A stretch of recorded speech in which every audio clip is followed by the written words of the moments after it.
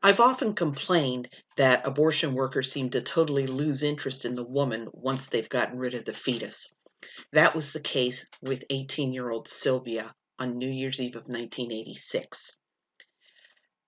We are going to look at her death, where she was literally shoved out the door to die, and a criminal abortion death from New Year's Eve. In both cases, the authorities let women down. This is Christina with the Sisyphean Journal, and today is December 31st.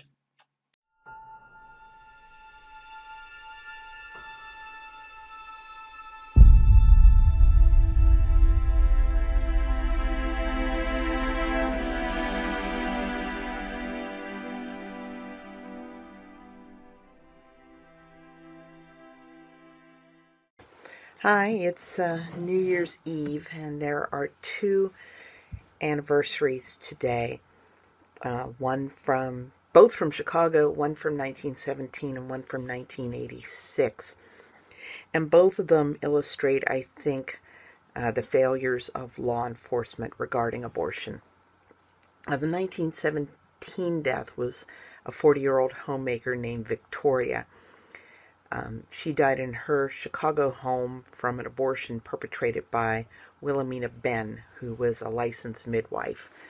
Now, Ben went on to be acquitted in Victoria's death for reasons I haven't been able to determine.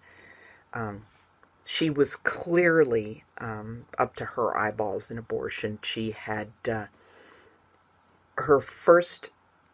first abortion death attributed to her that I know of was in 1906, a woman named Ottilia.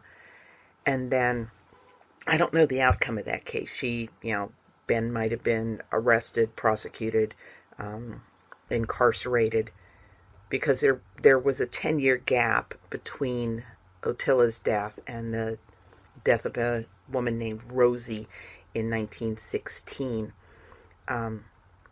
And Ben was also acquitted in Rosie's death, even though there was some pretty strong testimony. So I really, one of these days, need to go to Chicago and dig down and find out what's going on. And this is something the pro-life movement needs to look at. If we do manage to get abortion recriminalized, why is it that they can kill women and kill women and kill women and kill women and kill women and kill women and wind up not in prison? The 1986 death, this just illustrates the depraved indifference to even the women's lives that a lot of these abortion practitioners show. And it underscores that you can't just trust them. And you cannot trust the abortion rights movement to warn you of them. Although, to their credit, the Chicago newspapers did cover this, and they covered it as if it was a serious matter. The Chicago Sun-Times had done a big expose in the early to mid 1970s. I think it was actually 1978. Called The Abortion Profiteers. So every so often the reporters do become responsible and stop pretending as though abortion problems are just these isolated incidents. It was New Year's Eve in 1986. Arnold Bickham had previously worked for some less savory other abortion clinics in Chicago before opening his own place. And Sylvia was in the second trimester of her pregnancy, but Bickham went ahead with the suction procedure only really appropriate in the first trimester. And according to her mother, Sylvia was bleeding, weak, and unable to walk after the abortion. She tried to stand up and collapsed.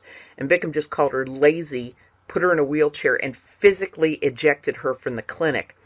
Sylvia's mother took her to a nearby hospital, but she was already close to dead when she was there. She had no pulse or blood pressure. They did an emergency hysterectomy to remove her lacerated uterus, which still had a plastic instrument embedded in the laceration. But it was too late to save her. She bled to death during surgery. And to their credit, well, first of all, the coroner's office, the medical examiner's office, ruled Sylvia's death a homicide because of just the reckless endangerment of Sylvia's life. And the officials did ponder pressing charges against him, but nothing ever came of it. His license was revoked finally in 1988 due to Sylvia's death, but the next year he was arrested for practicing medicine without a license, sentenced to 30 months probation, 2,600 hours of community service in lieu of 6 months of jail, and a $10,000 fine. And that bitch slapping, he also got arrested for some other charges that were funny, but I can't remember what they were. I think he was hiding in a closet somewhere. It was just, Bickham was a piece of work. Eventually, he became a public school administrator, which, I mean, hooray, he wasn't doing any abortions anymore, but I still don't like the idea of this guy, with his extremely poor judgment, being allowed anywhere near children. Frankly, I think he belongs in jail.